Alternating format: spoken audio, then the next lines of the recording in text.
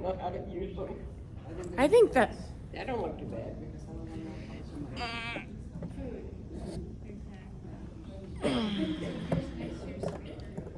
Are you trying to videotape? Yeah. Well, you're gonna have to lean it up. It's gonna be by your feet. Yep. Okay, tilt it back. Okay, and then you're gonna have to look. There we go. Okay. I think that's pretty good. That's how she had it. Well, I Yeah, can see myself. I gotta say, yeah, that's what I'm saying. You have to tilt it back. Oh yeah, that works. As long as you're not looking at your feet. Nope. It'll It's be good. good. Hey.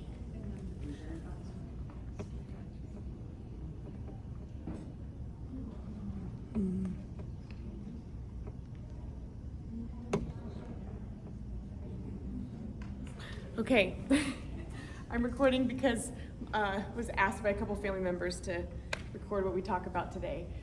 So if you share, just know that I'm recording it, but just very for personal reasons. I'm not posting this online.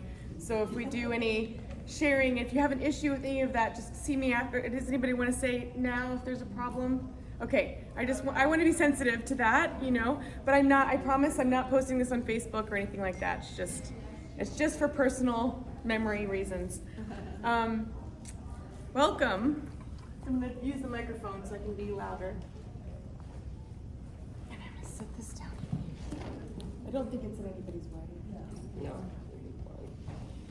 I'm so glad that you're here. I'm so glad that you're here. Thank you for joining this workshop. I hope it's useful to you. I hope it's practical. Is it a bit loud? Yeah, I don't have control over that. I'll hold it out this way so it won't be too loud for you guys.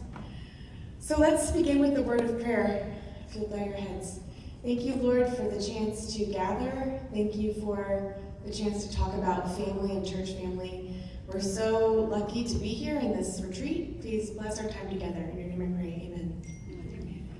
So, Jan, did you want to come say anything? I think you did it. Okay. How many know Whitney? So many do. So many do, yes. Yeah, now, first of all, I would say that Whitney's a daughter of God, just like every one of you. She has a sort of history, which I won't go into. It's just that it has made her into the child of God that she is today. And we're so thankful she's here, and I believe she has a lot of wisdom for us. We'll see. And you too will have wisdom for her in your experiences in the church and as we become the family that God wants us to be. She's a PK, Yes. a preacher's kid. She's a PW, a preacher's wife. And she has so much experience. And she loves people. So as we listen and as we share, please do it prayerfully because God has a message, not only for every one of you, but through Whitney. And I'm so thankful you're here. Thank you, Jan. I appreciate it. It always is nice to see familiar faces, and it's been fun getting to sing together because we didn't really know one another. We knew of each other's families.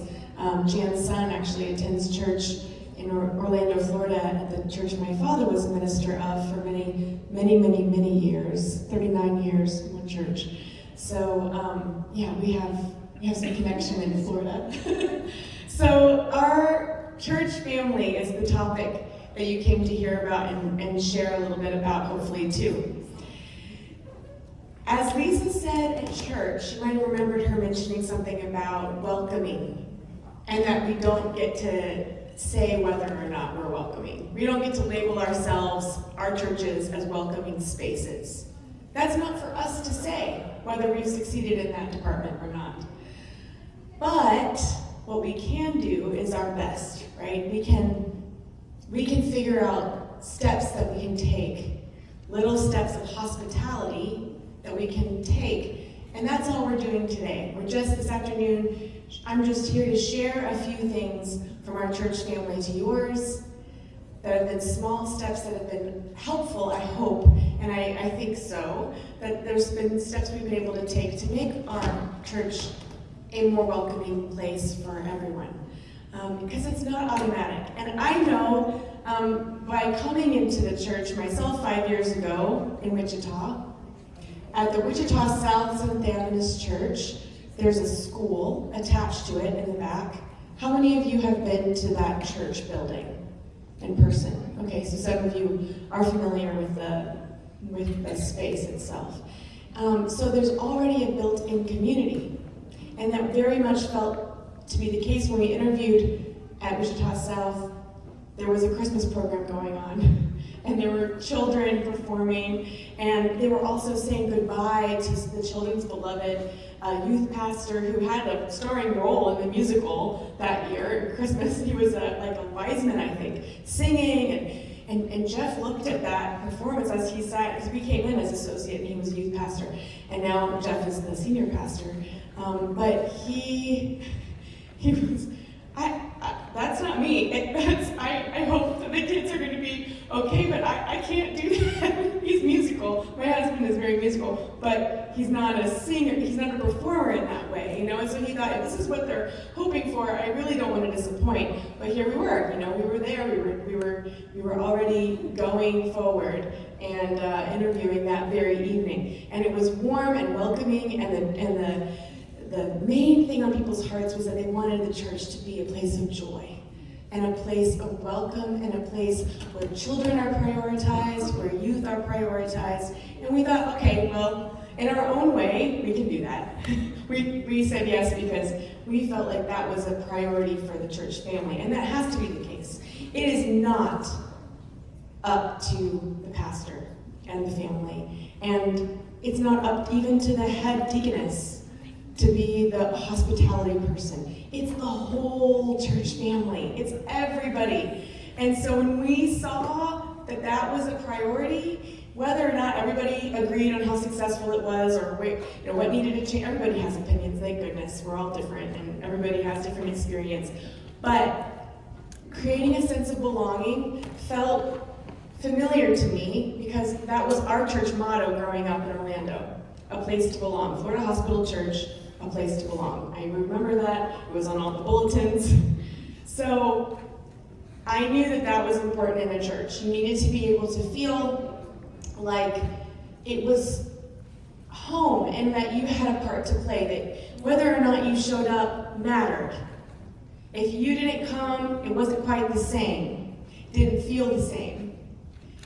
So you needed to feel safe, you needed to feel loved, but you needed to feel like also that you mattered, that you had something to share. And as a kid, not everybody makes you feel that way, but we do our best, right? We heard that from our church community at Wichita South, that was something they wanted in a youth pastor. They wanted a youth pastor and his wife to be people that made the youth feel loved and like they mattered. And so, again, we took that, okay, let's work together on this. I got to belong to this work in a special way pretty quickly off the bat. There were a couple of elders and another leader at the church that wanted something different, started in their church. They wanted a family life coordinator. I had never actually heard of that before. I had been a communications coordinator in Chattanooga for a nonprofit, and I had been an adjunct professor in the English department at Southern Adventist University. And so I thought, well, if you think that I can use some of my free time at home and work flexibly, yes, I can look into doing this for the church. And so I was invited to be the family life coordinator, and again, Jeff was the youth pastor. Those things go really well together. It doesn't always happen that way. This is not a combination that works out in every church. I'm not trying to show you a model that you can exactly replicate. I think having a person to look after family life in a church is a pretty good idea. I think it's a nice thing to try. If you have the people and you want to try something like this in your churches, even if it's a volunteer position, my position is a very limited part-time position. I don't earn a lot from it. I will tell you and just share candidly here, I make about $500 a month, and that helps. It would not pay our bills by itself by any means, but my husband's a pastor, so we put those things together, but it helps. Oh boy.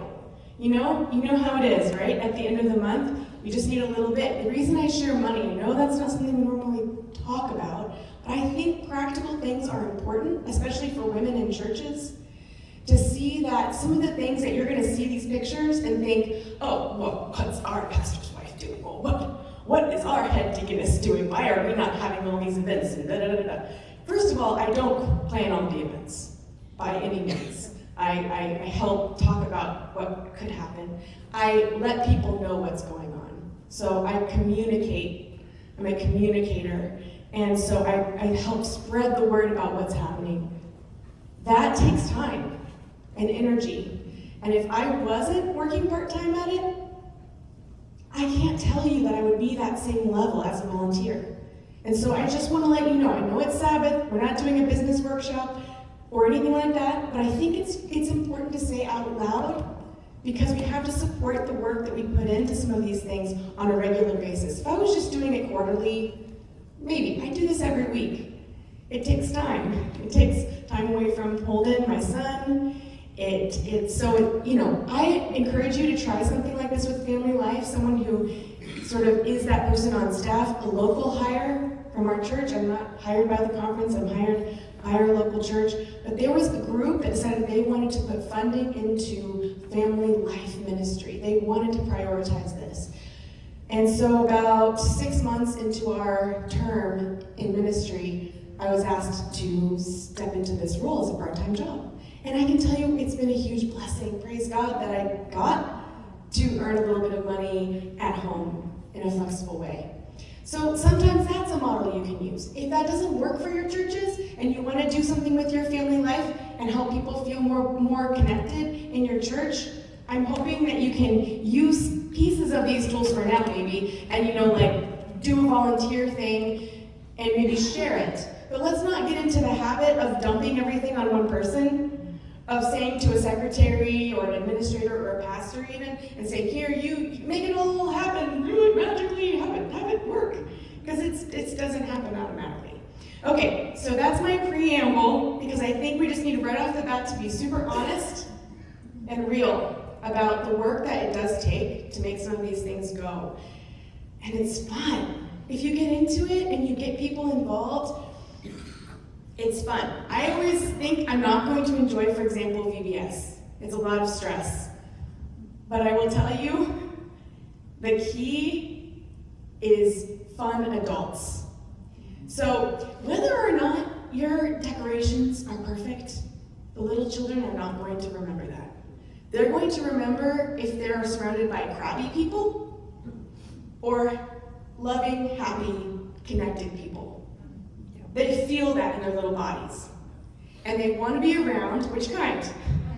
Happy, connected. Yes, they don't want to be around grumps with a beautiful backdrop. It doesn't matter to them. So I have to say, one of my weaknesses as a person working with kids and children's ministry, I don't do these elaborate sets. I think they're beautiful. I'm so proud when I see pictures around the conference. It's amazing what people come up with. And I've teamed up with people who can and do decorate far better than I do. But my gift is connecting people together. So I try to get fun adults to sign up for stuff, come together, and we are all joking around and having a blast, and it makes it fun for the kids. So I say, prioritize relationships, prioritize the people that are volunteering for your events. It's going to make all the difference. If you're having fun, they're having fun, and you're making memories too. Okay, so yes, you belong, making the family feel welcome. What are some hospitable moves we can talk about that will up your chances of being known as a welcoming church? You can't, as I'm just going to say it again and remind you, it's not a guarantee because you don't get to call yourselves, we don't get to say, we are welcoming. I mean, Hospital Church, when I grew up in Florida, a place to belong, but they couldn't say, we're the place everyone feels like they belong. That's not something you get to name yourself, sadly. I mean, you don't want to brag before other people say, yes, I feel I belong. That's something that takes time and energy. Here we have a game. I'll move the slide along here, so we'll see if this works. Okay, here's the old remote. Okay, this is a yarn game that we're going to play, and that means that we need to divide into two groups because there's a lot of you. But I'm wondering if we could, it looks like most people are in these sections, so how about we divide right here? And this will be a section, and over here, this will be a section. So if you can, as much as possible, sort of get yourselves into a circle where you can see one another. Just take the time, it's okay. And you don't have to turn the chairs, you can stand. It's better if you stand. If you don't feel comfortable standing, it's not forced. You know, just accommodate one another if you can. But let's try to see each other in a circle as much as you can, and I'll help. Okay. Let's do it again. Circle. Big circle. Now I have some yarn balls because I'm a knitter and crocheter. I love to make things out of fiber. So I'm going to just hand a few colors and you can pass them down so they're kind of spread around the circle somewhat evenly. Try to keep the yarn together as much as you can, but it's okay. And here's some over here for you guys. Okay. So about like if we can kind of spread them so they're evenly distributed. Just pass that one that direction. Just pass it this way. And here's another one you can pass down.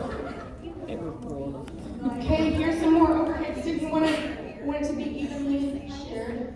Here's one you can pass it this way. Just hold it still for now. Hold it still. Yeah, just because there's a few here. You can keep passing it down. All right, cool. Okay, I have one more on this side and one more on this All right. side. So, Here it I'm comes. aware that this team over here is bigger. Anybody want a That keg? doesn't matter for the Here. All right, Sorry. so they're all different colors, these yarn balls. And we'll Sorry. see how well this works. It's not going to be perfect, but it's just to show that we'll try our best. Okay, when you have a color that looks like white, can you hold it up? Who has a color that looks kind of light? You think it's like a white color? All right, the lightest color. Okay, these are the colors that we're going to represent this first attribute. And I'm going to read a list of things that we are going to either agree with wholeheartedly, and if you think, yep, that's me, toss the ball to that person if they really think this applies to them. And it'll apply to a lot more people than just one. But you have to choose someone to toss it to, okay? And as best as you can, I want us to try to link the yarn between those two people, okay? So we're gonna say, I think this, and so do you. And so you toss the ball, but you hold on to one end. You may have to just kind of pass it a little bit, help each other. Someone can get in the middle and kind of, it's straight across the circle, it might be too far to throw it. So, you know, do your best. The first one is, for the light ball, whichever color we decided is number 1, I like taking walks in nature. So if that's true for the person holding it, is it true for you? That's you. Okay. You like to do you like it? I don't know. So if you like taking a walk in nature, throw it to someone else that wants that same color. My teeth are They think that's true for them. You can just see my teeth hanging on. Okay, one link has been made. Great, good work. Okay, now I want you to pinch it and pass it to someone else who also likes taking walks in nature. There's got to be one other person in your circle at least. whole bunch. Yeah, okay. There's lots of people in the circle. Pitch it. Can you pitch it? So now there should be 2 strands across your Can you circle. pitch it? Pitch it hard. You can, yeah, that's great. It's okay if it falls. It's fine. I'll be your mediator. Okay, so now we have 2 strands across the circle. Awesome. Okay, and then we're going to leave it there because I know there could be so many strands for nature, right? Raise your hand if you like walks in nature. Oh my goodness, we're such nature people. This is good. Number 2, though, let's find another color. So something that looks kind of bluish. Do you have a blue ball in your hand? Okay, we'll designate that That next color, do we have a blue ball over here? Yeah, blue. Okay, cool. All right, this next one is, if football is on TV, I'll watch it right along with the guys. Okay? If football is on TV, I'll watch it right along with the guys. So pass to someone who's strongly in face. Just one strand. Just one strand. Hang on. Throw it hard. Throw it hard. There you go. So now, as a bonus, I want you to take a chance to say which team. If you're a football fan, Which team? which team? Chiefs. Which team? It's gonna be Chiefs. Chiefs. How about those Chiefs? I didn't like football. I didn't like football at all until I married Jeff, and he is a huge Vikings fan, as all the Carlsons are. And it's sad for them because they're not very good. But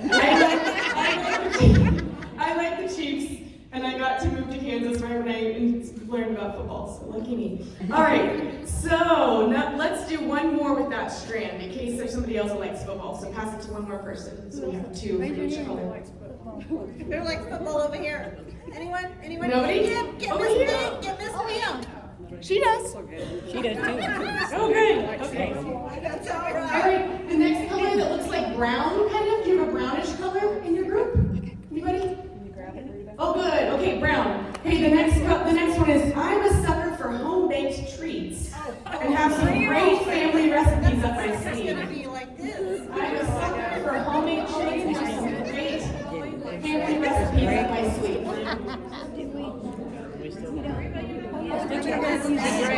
Gray and brown. They would have to be gray. We only got gray. That's a You gray. only have gray. Oh, no, there's a brown right here. Oh, they got a brown? Okay, never mind. You forgot the. Okay, we're passing this way. This is some baked Wait a minute, wait a minute. You guys stink. Oh, thank you, thank you, thank you.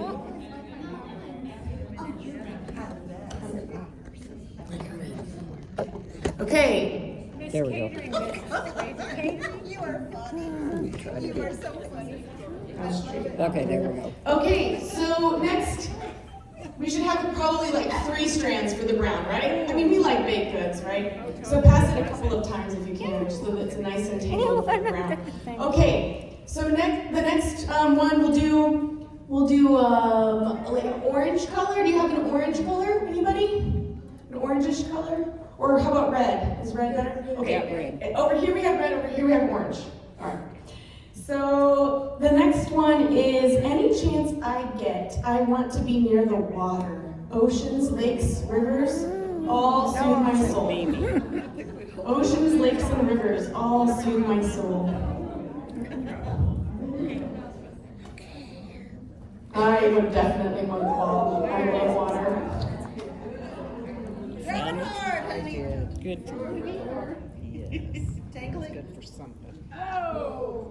Whoa, you guys are doing great. Not usually with yarn. This looks good. Okay, so the next, I think we have one more left, right? Is there one more ball that hasn't been used? Right. Okay, great. All right, and over here there's like a multi, or there's 2 on this side right there. Oh, all right. Okay, yellow. All right, so yellow and gray. The last one will say, all right, I've always loved music and will sing along to most anything, sometimes even dusting off an instrument to play along. I love music. I'll sing along to most anything, sometimes even play a music. We have lots of options here. Or maybe I did play orchestra or band at some point. Music. Throw it hard. And share, if after you pass it, go ahead and share the instrument you know how to play. I know Sue does not know how to play anything. She's a football thrower. We got more music people over here. Yep. Music, one more music person? Okay, maybe you can cross it that direction. All right. So, if you have a piece of yarn connecting you to someone else, look across to who your strand connects you to. And if you can remember what color, what it represented, what enjoyment you have in life, what do all of these strands have in common? They're all different questions, they're all different things that you like, but what do they have in common? Are they negative things? No. These are all things that we love, that we enjoy. And those things are what connect us together. This is not complicated. But we forget. Were any of the questions explicitly biblical or spiritual? Like, are they a lesson study kind of question? No. These are just life things. And that's the best way to start oftentimes in connecting with one another, isn't it? Just the things we love. It's that simple, but we forget. So now you know it's not simple? Breaking these bonds. And that's a good thing, but it's going to be a hard thing as we try to sit back down because these are all going to get tangled up. So what I'd like for you to try doing is actually just sort of pass all of the yarn, including the balls, but start with the strands just toward the middle. So toward Lisa and, what is your name? Lisa and Lori. So just kind of pass it, and over here we'll go this direction toward this Go, you middle. can wind them up. If you can wind it up, Line wow, them up and that's wind them amazing. Hang on. Good job. Hold up. And eventually I'll rewind There we go. them myself. So, and then once you kind of are yarn free, you can have a seat. There you go. You can drop it on the ground. It's okay. If it breaks, it's okay. I knew this was extra stuff. It's fine. I'll use it. I'll use what I have. And here's my canvas bag. If somebody wants to help collect the balls when they're wound back up, then we can keep them together a little bit. So these little opportunities, these little fibers that connect us.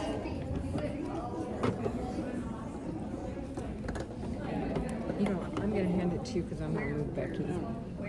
You might say they're ties that bind. So we're getting there. I'm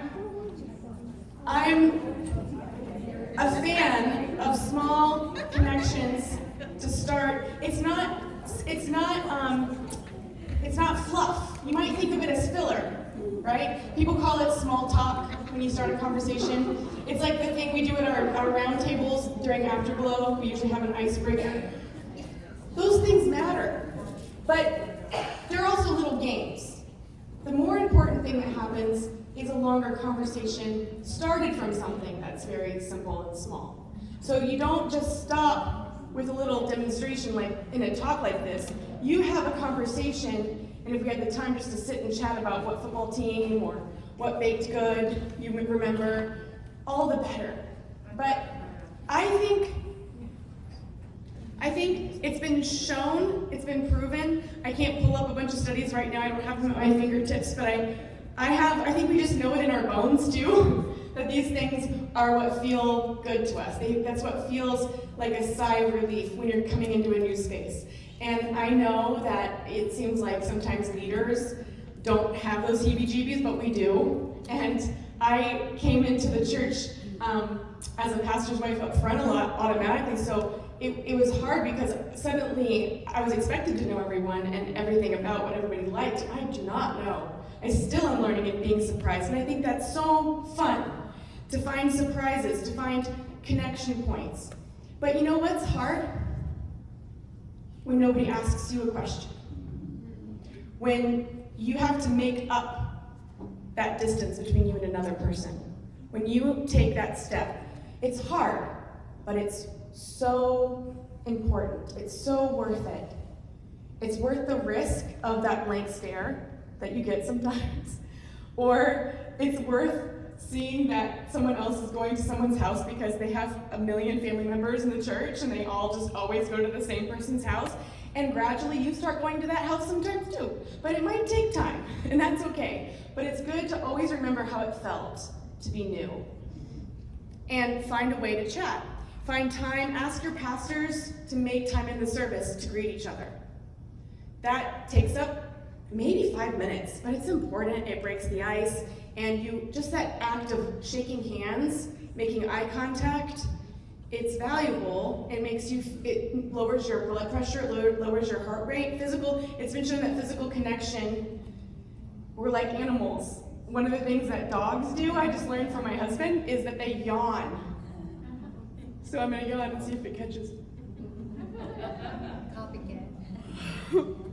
We're social animals, and dogs do that in packs because they're very nervous around each other. They feel kind of aggressive, and they'll start yowling. That also catches. It's also contagious. But one dog will go, "Ooh," and all the other dogs start doing it too. But one dog will yawn while that's going on, and they all yawn, and they all settle down. And we are not that different from dogs in that way. We just need to have these little sympathetic nervous system resets, right? Where we kind of help each other relax and not feel so tense, not feel so on our guard, and have our defenses up. I think boundaries are so important in your spiritual life, in your social life, but I also will say that that can sometimes be overused as in the Christian sense of I can't deal with anybody, I just can't, I cannot. Well, maybe what you cannot is actually the thing that would lower your stress. So it's worth trying, even if it hurts a couple times. Make sure you have some safe people so you can retreat. We do need retreats, right? I have a puppy we're raising at home. I need some extra sleep right now, so it's very good timing for me. But it's, you need that personal space, but you also need to be willing to share your space. So it's kind of a conundrum, right? Both can be true. It's a paradox. Both can be true at the same time. We need to be close to each other and offer our closeness, but we also might need to have a little retreat now and then. So just be aware of your own body. Like Lisa talked about, you're in bodies. So it's good to just kind of learn yourself, learn your signals. When your heart rate starts racing, go to the mother's room or somewhere and just sit in the darkness for a little bit and breathe. It's okay. All right. So we stay curious about each other, we ask questions, we make a point to look for the people who don't know everyone, who aren't related to half the church. So many in the Midwest are related to each other. I think that's awesome. It's wonderful, but it's also daunting if you come into a space and so-and-so's their aunt and they've been married to this person and they know all the connections and you do not know. So you say the wrong thing or, but you take the risk anyway, right? It's worth it. Being friends is worth it. So this afternoon we're going to talk about these 4 tips, these 4 steps that we've taken at the Wichita South Church to be a more welcoming space. Hospitable steps. So I'm going to say, if you want, you can copy anything that you hear, ask me questions, adapt it to your own environment. So we're going to talk about eating together, serving together, making memories together, and celebrating religious traditions together. So worshiping together. So eating together is a no-brainer, right? It's the best thing ever. It's the only reason some people, I think, I'm convinced teenagers sometimes, what draws them to staying in the church is that there's always going to be food around, there's refreshments. And so it's vital. It's just because it's always there doesn't mean it's not work and doesn't take intention and planning.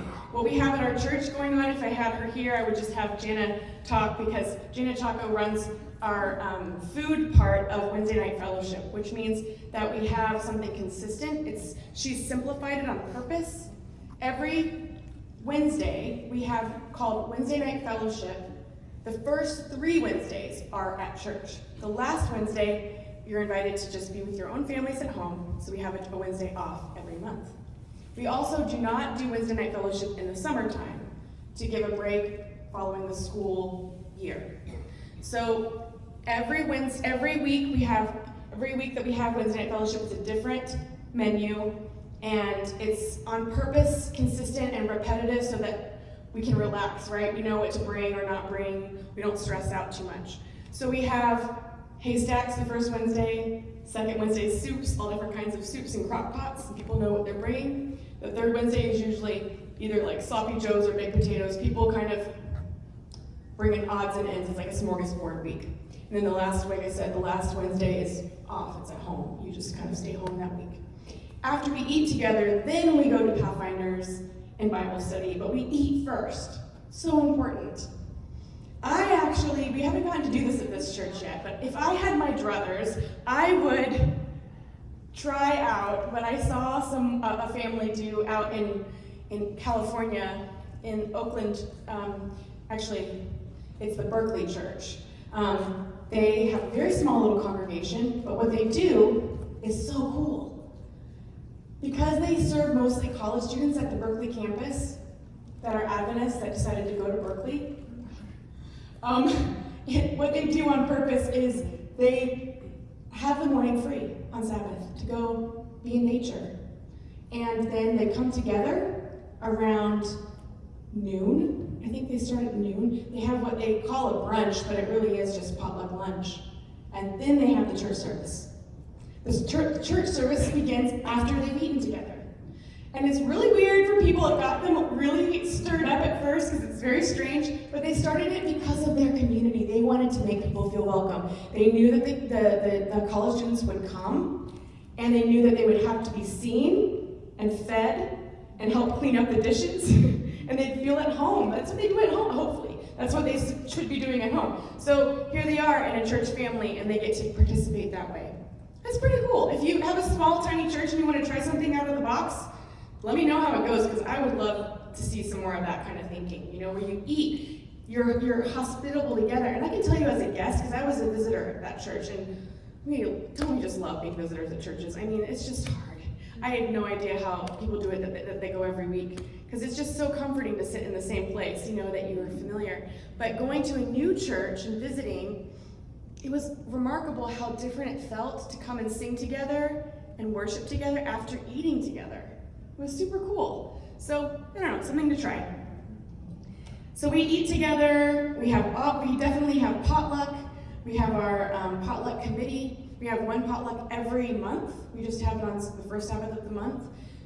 And we also recently added an additional potluck for a Sabbath school group that wanted to do it. And I think that's super cool because it just showed spontaneity. And so they've added, so now there's technically kind of two potlucks in the fellowship hall, but one is like the big one, and the other one is kind of come, bring what you want, and they're doing their thing. I think that's fantastic.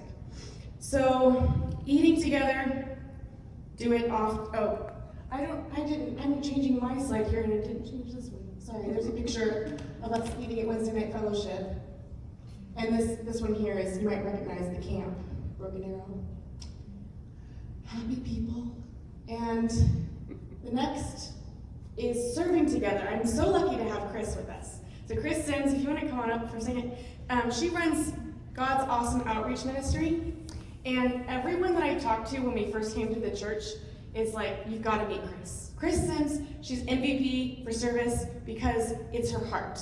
And we'll do anything for you. We'll find any resource, usually at the best price imaginable. She's really good at like storing lots of stuff that you might need for various events, and has done God's Awesome Outreach. So I'd like for her to share just a few words about how that's helped her connect. So specifically, Chris, you don't have to like let them know every single thing you because it's just like exhaustive and it would take us for like 7 hours. But I would say just share especially how it helps you feel connected and how you've brought people in and helped them feel connected because of what they've done in service to the community. Well, what I want to start is I'm also a PK, like Whitney. And I actually started the ministry because my mom died about 22 years ago. And we needed something for Dad to do. And, doing something on Sabbath afternoon. So we used to call it singles ministry. But I had to change it to God's Awesome Outreach Ministry because the pastor before didn't like it. So I changed it. But the reason I started it was kind of to help Dad to have something to do. And hospice was one of the places that we went, and they had taken care of Mom. But one of the things that was close to me, which is one of the things that you guys might do, is the abused women shelter. I was a single mom, and I went through a lot of bad times. So I wanted to help the ladies like I was. In other words, I got back on my feet, and I'm now married again, been married 20 years. But I wanted to help these people. So I did a Christmas party for these ladies. It started out going to their place, And it was awful going there because, you know, you had a stove that didn't work and, you know, you couldn't decorate, you couldn't do anything other than just take some gifts. And it was like, maybe you might have the right gift or you might not. So what I did is they decided to basically close that one down and build a new one. So I said, can we do this at the church? And then they said, okay. And I said, everything will stay anonymous. Nobody will know anything, you know, anything of these people. They said, okay. So what we did was I get a list from the shelter. I get all the kids with the name. I don't get any names. I just know it's a boy that's 5, a girl that's 2. And I get a list of probably 25 kids, and sometimes it's 15 to 20 moms. But what we do is we have a bag that is completely full of goodies for the ladies, because they don't have a place to live. They're living in a facility. So we give them like kitchen items and, you know, loofahs and body washes, you know, the kind of things that you don't carry around with you, you know. So we did that, and then we get a gift for each child. But I basically get up on the church, get in front of the church and say, can you help me get a gift for all these children? And so that's what I do. And everybody come, I always am on the back row because I always tell everybody, if you don't stop, I'm gonna trip you on the way back. So they always stop. They're really good about it. But I will tell you, this is our 20th year that we are putting this on. And I gotta tell you, if I tell you this story, I'll probably cry, but there is one story that I got to tell you, that when you are out reaching out to other people, you don't know how you're touching that person.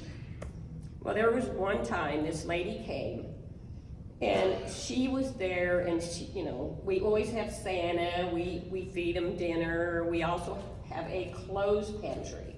So they get to go in and get clothes for their kids, them.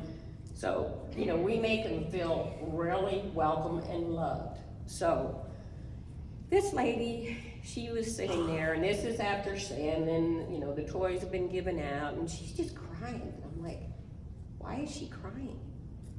And then I went over and asked her counselor, you know, when she got away from her, and I said, why is this lady crying? She said, this was the very first time that she felt loved in her whole life. And that she had chosen to kill herself that night. But that lady talked her into coming to that party, and she goes, I just feel so loved, and she never did kill herself. So you just don't know how you're gonna touch someone when you do these kind of things. So that's So true. yeah, that's one of the stories I just wanted to tell. Yeah, absolutely.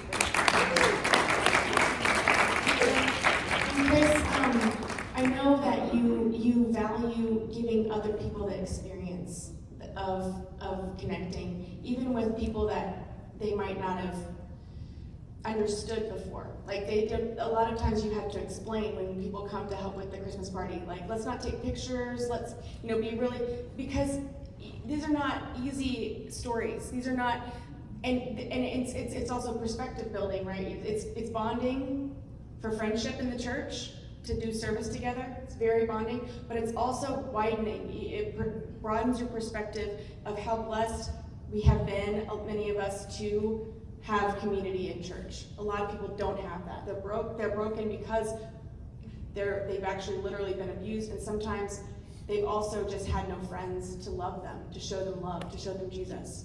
And so that's very tangible, and it also helps the church understand, man, how important is it that we have each other, that we can lean on each other in hard times, and to give everybody a chance to serve, even in small ways. There's boxes in the lobby of our church. And Chris decorates them really brightly and really pretty. And my son recently pointed to one of the pictures on one of her boxes of a little schoolhouse and said, "Look, Mommy, a firehouse church." So he had never seen a schoolhouse like that, but he always looks for Chris's boxes because they're so colorful in the lobby. And just to make it a visual thing for your church, to make it easy for them to say, "Oh, I know where to bring my stuff, put it in this box." So she's very good at that. She has a system. So having someone in your church that has it on their heart and it's their spiritual gift, empower, applaud, point the way, say, go talk to and work together as a team, and then you learn a ton. I've learned a ton from her, and it's only been a few years. So yeah, thank you, Chris. And I think if we can all look for not just letting the youth do service projects, I think it's really important. We have a youth leader who takes Paulina and our youth pastor Fred are very active in getting them involved in the community to donate things and work with Jana's connections at Humankind, serving the homeless. These are all important. I think sometimes we tend to think services for teenagers to go do service projects. And I think that's not to be neglected, but older connections and friendships are so vital too. And when I see the God's Awesome Outreach group, they stand out to me because you can tell they like each other and they're like kind of jokesters. They kind of laugh together a lot she'll send me funny pictures to put in the newsletter, and they're having a great time, but they're doing serious work for God. So just, keep that in mind. Everybody needs to do it. Everybody needs a turn dishing something up for the homeless people, gathering gifts, because it connects your church family. It's not just for the young ones, it's for the whole group. So, after service, we're talking about another way we can connect to the church, and that is to make memories. Oh, yeah. So important. These casual hangouts together cannot happen sufficiently just on Sabbath. It's wonderful to have Sabbath time together.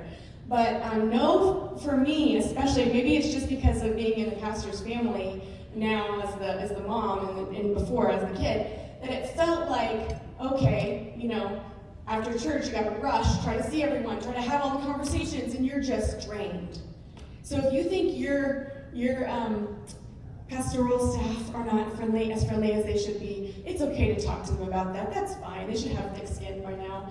But the reason that you might think that is because you're trying to only talk to them on Sabbath after they've already been up front, and they might not be extroverts by nature, so maybe they need to recover for a moment, and you need to be doing something else, like a church retreat, a tailgating party, and several other events we've been doing, casual hangout space, even just playing together with Pathfinders, doing something fun, playful. So we have a church retreat that started back up last year at Broken Arrow Ranch. It's actually next weekend. So we'll be back up here. And what I love about church retreat, I grew up in a church that did this at our camp in Florida. And I think it just gives a space for conversations you don't usually get to have. You get to sign up and go see people, paddling canoes or jumping on the blob down in Calacqua in Florida. But at Broken Arrow Ranch, it's hiking. We go hiking, which we don't usually do in Wichita. It's very, very flat and dry. So it's nice to be in an environment with some topography, and there's plenty of that at Broken Arrow, as you know. So we're up and down the trails a little bit. We have a campfire time together. We go down to the beach or the lake, shore, and all of those spaces, it seems so silly and just simple, but we don't schedule a lot. We just hang out together outside, sing, and I ask for people to take the time to intentionally talk to someone they don't normally get to talk with. To find someone that they haven't spoken to or just don't even know very well. So that's one conversation I ask them to have, and also I ask them to have a conversation with someone they've appreciated but haven't had a chance to really get to know better. So a brand new person, and then like kind of a person they've been wanting to connect better with. And it's amazing how just being intentional, playing together, going camping, it builds memories, and those memories mean that a kid will say, "This is my church." That a grandmother will say, "These are my kiddos. I know who they are because I pushed them in a hammock up at the camp." So they have those memories together. Or Pathfinder campouts are a great way. We just had a huge storm last year when we did a Pathfinder campout. It was not wonderful, but they will not forget it. It was definitely memory building. So the next thing that's important to try out at your churches is worshipful traditions. And this is a little bit tricky sometimes if you're not the program person and you just want to recommend something, because if, a lot of times churches get into their groove, right? We have the things we expect to do around holidays. Well, one thing that we've started, we brought with us, it's a thing that happens sometimes when you come somewhere new, we brought with us from the church that Jeff was pastoring in Carolina, is a Christmas Eve service. And so we started it, and it's not everyone in the church. That's a much smaller group than we normally have in that picture up top. But it's a group that's in town for the holidays, so everyone's traveling. It's not going to be everybody, that's fine. But it's wonderful because it's lessons and carols, and every other thing that's on the platform is a song that's shared. It's usually a Christmas carol everyone knows. And then a verse from this Christmas story, super simple, up, down, and that's a traditional service that many denominations do something like that, called Lessons and Carols. And it's a nice way to bring in the Christmas holiday without it being commercialized, because you're coming to worship Christ the newborn King together. And I actually started doing Advent packets with our kids, so each week building up to Christmas is Advent. Now, what is our name as a denomination? Seventh-day Adventist. Yes, Adventist. So however you emphasize it, it's got the word Advent right there. And yet, so many times we miss out on the opportunity to anticipate Christmas in a spiritual way. So making an intentional preparation time in your church as you build up to Christmas can be beautiful, because you're welcoming the coming of Christ into our world. And it's a celebration together. But it's a simpler celebration. It's not all about tons and tons of glitz and glamour. That's always fun. It'll always happen. You'll take the kids ice skating. You'll do all the stuff. But it's nice to also center yourselves as a congregation and worship together. It makes people feel welcome. And Easter, this is an Easter brunch that we did, was very windy. And yet it was wonderful. We hunted eggs together, and we had like a breakfasty kind of picnic on a Sunday morning. And again, it's not going to be everybody in your church, because you have your own traditions at home, and people are very protective of those things. But it's an opportunity to celebrate a holiday together as a church family, and to start identifying yourselves in a bigger definition and context of family, not just what is my family doing or not doing, or where do I need to travel to get away and just be with my own, biological people, but instead, you're bonding with your church family and making memories together and worshiping together and making a bigger deal. We also have upped the musical content that Sabbath before Easter, because that's the one thing, right? It's a little tricky with Adventists, because Easter's on Easter Sunday. And so they have these big musical services a lot of times at your local, churches. And you know what?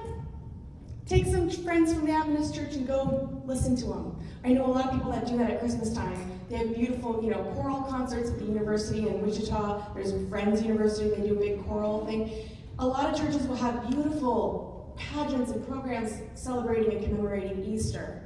But because we honor Sabbath, it's a little different on our calendar, and that's okay, that's fine. In fact, at Southern, when I was a student, I got used to Sunrise, which is a big pageant they do. It's like a walkthrough pageant the students put on across the campus, and so many, Christians, families that are not Adventist at all from around the Chattanooga area book their tickets ahead, and they make a point to be there because it's on Sabbath.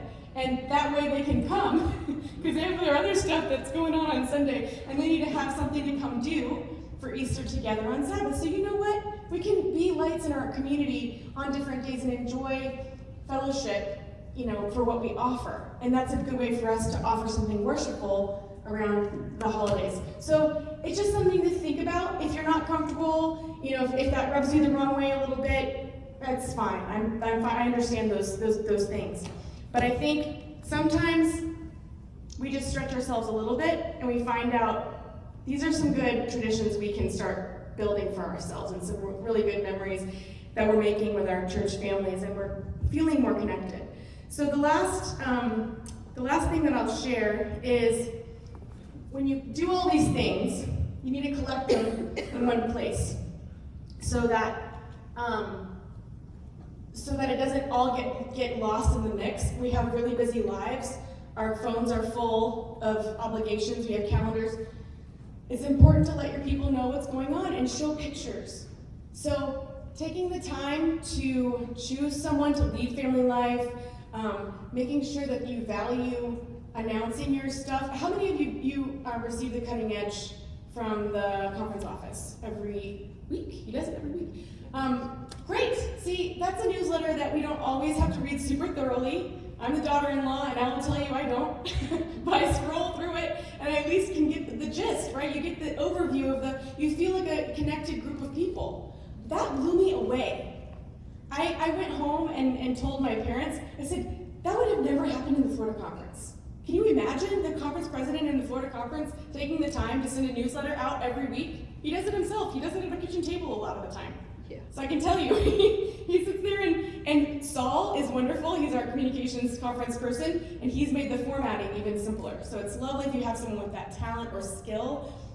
I happened to know MailChimp because of my job with communications in Chattanooga, so I brought that into the church. Not everyone will know how to use MailChimp, but it's a great resource because you don't have to nobody has to have anything new in the church. To receive something that's been made from MailChimp is just to receive an email. It just makes emails look fancier. It's easier to add pictures, and it's easier to copy what you did the week before. That's how Ron does his newsletter. He uses MailChimp for the Cutting Edge, and I use MailChimp for our church's newsletter. It's really useful, and if you want any tips or tricks, come talk to me. I can even send you the template that I made for ours, and you can just fill in the blanks with your churches if you want to. I'm very willing to share. I think that's how things happen. You just try stuff because someone's done it, and you can kind of adapt as you need to. But I think there is real value in marking our moments, right? And making kind of a visual space to see what is our church prioritizing right now? What's coming up on the agenda? You know, what's important right now? It's really useful. And it was useful for me coming in as a new person, I will say, because I had to listen to all the stories and get all the announcements together, and it helped me really connect to the church community too when we came in. All right. So this last is just a song. It's a benediction song. If you need to leave right away, feel free to slip out. If you want to sit and listen, you know this song, Blessed Be the Tie That Binds. Feel free to sing along if you'd like to. I'm not going to sing into the mic by any means, but I am going to probably sing because I love this rendition of this old hymn. And this scripture I'll leave you with from Hosea.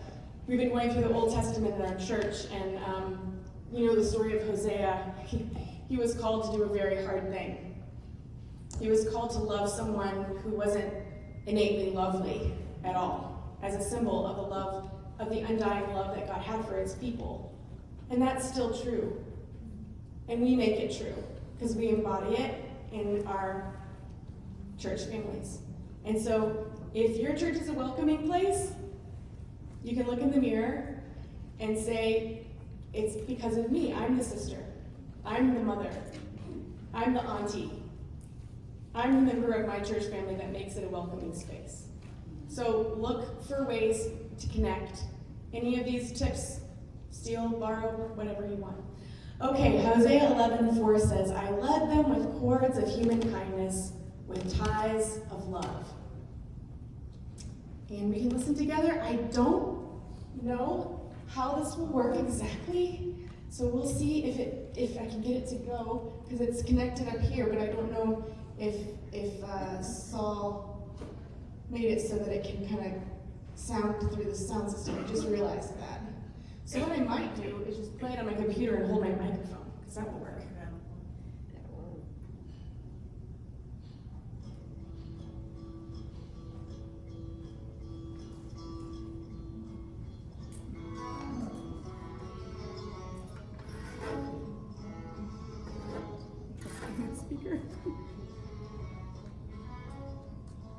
It was better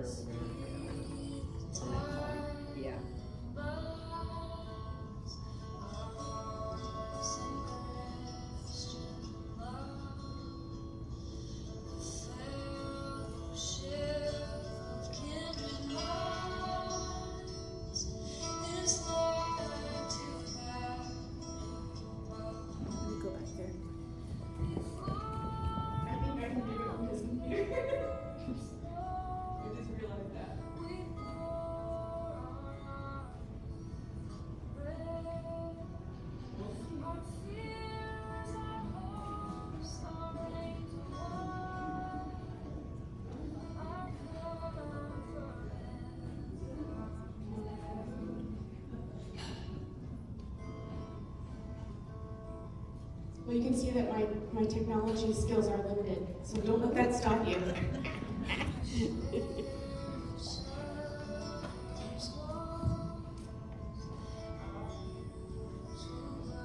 Can you hear it all? It's not very loud, is it? Is the computer up? It's on my computer for the notes, but then it's on Saul's computer there. Here's what I'll do. I will share my whole slide thing and with the notes and everything. To anyone who wants, maybe I can give that to Miriam so that you guys can have a link to click on, or I can also share it personally with you. I just don't want it to just be a waste of time to not really hear the song. Unfortunately, I don't know where Saul is. I think he's probably helping another group on the other side. So I'll just let you know that it's a beautiful rendition of the hymn, and you know the hymn, Blessed Be the Tie That Binds. Whose rendition? It's actually a church in Knoxville. So I don't know who's the singer. I think her name is Jill, but that's all I know. So I will make sure that I have the link for this presentation, and then you can click. It's just YouTube, so it's very easy to find. So let's bow our heads for prayer. Lord, thank you for the ties that bind us. Thank you for binding our hearts in Christian love and bringing us to a place of fellowship with you, with the Holy Trinity, God, Father, Son, and Holy Spirit, alive and working in our midst. I pray that these churches, represented by each of these ladies that belong to a church family, can be places where love grows, where friendships are nourished, where fun events happen and memories get made, where the communities that are surrounding these churches are served and met.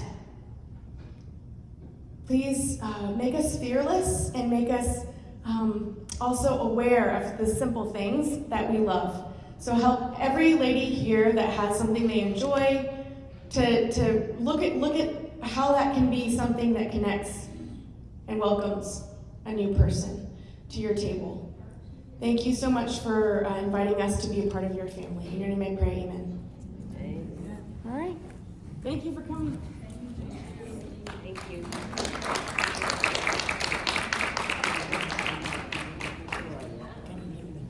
Oh, it's okay. The song.